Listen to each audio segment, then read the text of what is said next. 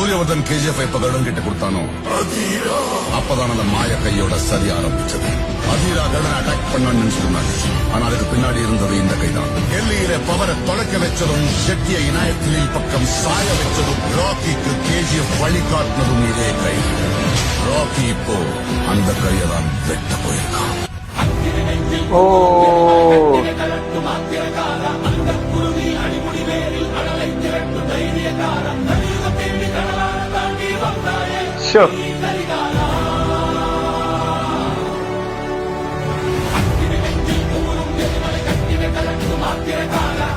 എന്റെ അമ്പോ, ഇത് ചെയ്തവനെ സത്യം പറഞ്ഞ സമ്മതിക്കണം കേട്ടാ.